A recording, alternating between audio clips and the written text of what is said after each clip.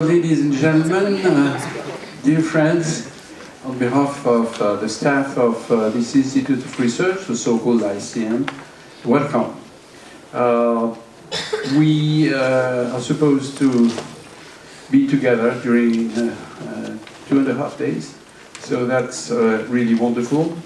I would like simply to say, to thank those who helped us, Nokia, Antoine, who is here, and I would like, if you accept, to applaud Tommy, who was really the one who did everything.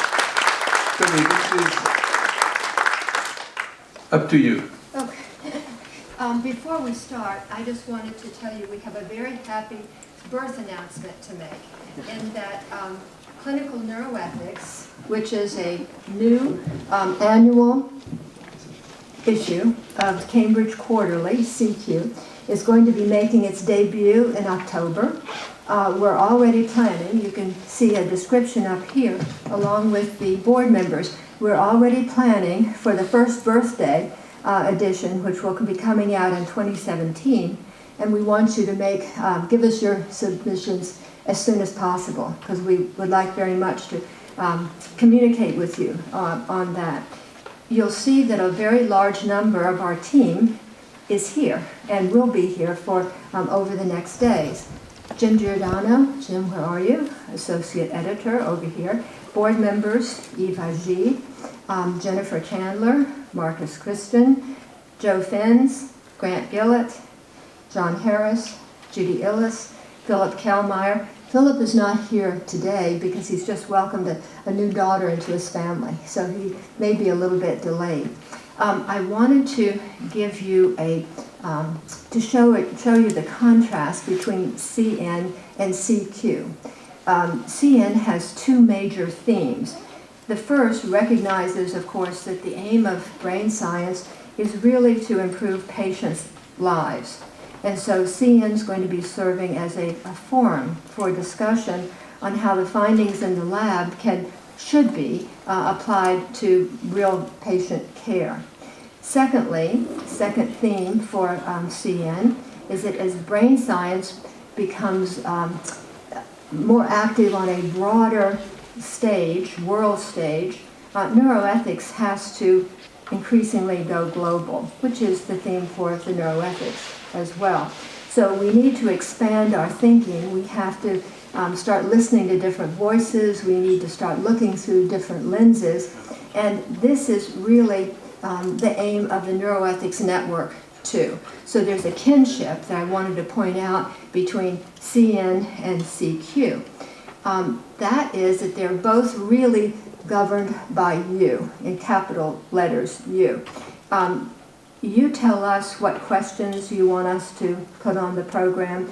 You tell us what you're interested in, what's most challenging for you, and that's really the way we develop these programs. And you're going to see that when you're reading CN, you will recognize that many of those discussions came right out, and many of those papers came right out of discussions and sessions that happened here at the Neuroethics Network.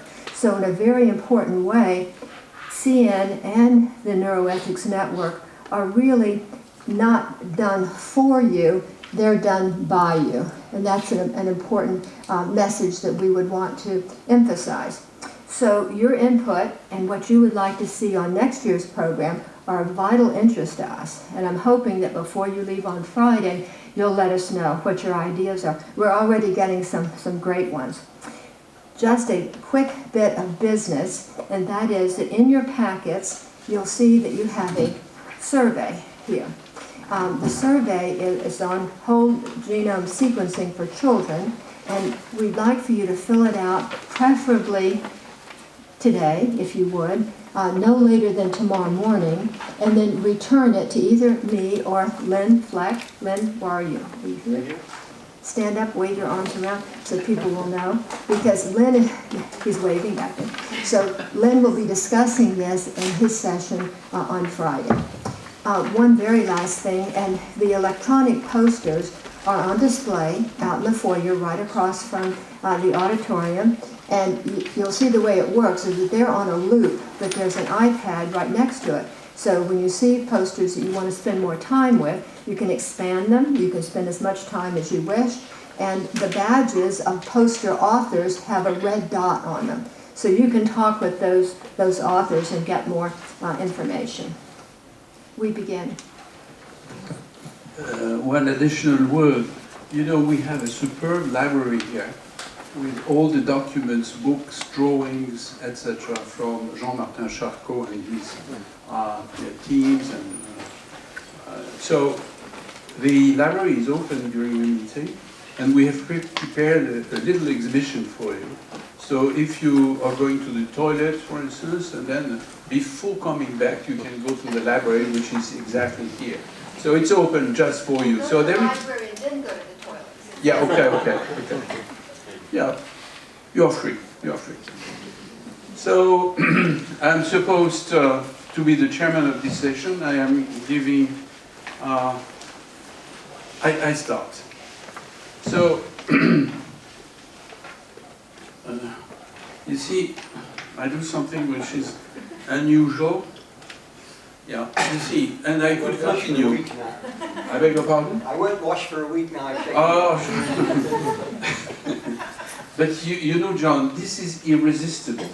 You see, for instance, have you seen? Yes. It's irresistible. It's irresistible. Why? It's an automatic behavior, a routine, shaking hands. It had been learned and overlearned. For instance, in Japan, we would do something different. But this is, you see, you can't help doing this. This is an automatic behavior. So, this is the most simple example of an automatic behavior that I call subconsciousness. Antoine, il est là? Where is the little pointer? I don't know. Sorry. It's here. C'était ça dont j'avais besoin. Okay. I give you another example. Let's imagine that I am with Tommy in my car on Place de la Concorde at 6 o'clock in the afternoon. There is a terrible traffic jam there. We are talking. She's asking me several questions since several months about this meeting, how will it be organized, and how we are discussing like this.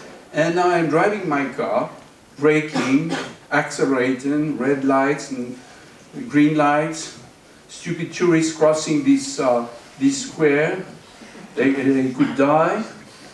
And in fact, I don't realize that I'm driving my car. This is done totally automatically. I don't realize. It is as if this movement, which are very complex movements, were done automatically without myself paying any attention. Right? You agree? Yeah, I'm sure you're. It would be the same for dancing, it would be the same for riding a bicycle. These type of automatic behavior have been learned and overlearned, and I call them what? No. Doesn't seem to. It's not open. Sorry.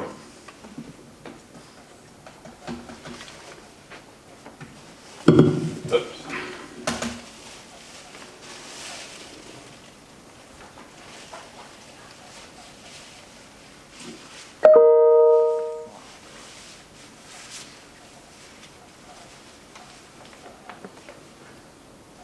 So, do you see something? Wow. In this case, I don't think that I am driving my car, but I am driving my car, and this is done automatically. I don't think that I do, but I do automatically. I don't think that I feel, but I feel automatically, etc. And this is what I call subconsciousness. In fact, this word was used by the great Sigmund in the past. And this type of subconsciousness, namely all our automatic behaviors, are totally different from pre-consciousness, defined as follows. I don't think that I think, but I think. But in this case, it's not automatic. Okay, it's not automatic. For instance, we are driving our car, and the traffic jam is so intense that instead of taking the Avenue des Champs-Élysées, I decide to take the Concorde Bridge. Because suddenly, it's not an automatic behavior, it's a non-automatic behavior. I have decided to change my plans. Okay? This is absolutely simple, and of course, this is different from what I call consciousness, but that you guys call meta-consciousness or reflexive cognition, etc. That is, in this case, I have a thought on what I'm doing or what I'm feeling. I think that I do, I think that I feel. I think that I'm existing. Eventually, that's not my problem, that's yours, your problem. And the reason why I'm so interested on this concept of automatic behavior is simply because these concepts, consciousness and pre-consciousness, that is our non-automatic behaviors, are very complicated to explain as far as the brain is concerned. Whereas in the case of subconsciousness, then we have some ideas about the neuronal basis of these automatic behaviors. And subconsciousness, in addition, is very, very important for three main reasons. First reason, it's every time.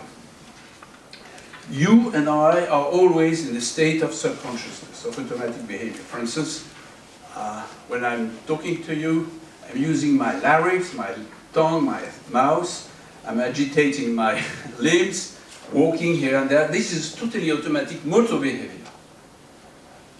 For instance, you have a strange posture like that. You're not sleeping, but you are like this, probably. And this is a posture which is an automatic posture. You are not thinking, well, I will put my head like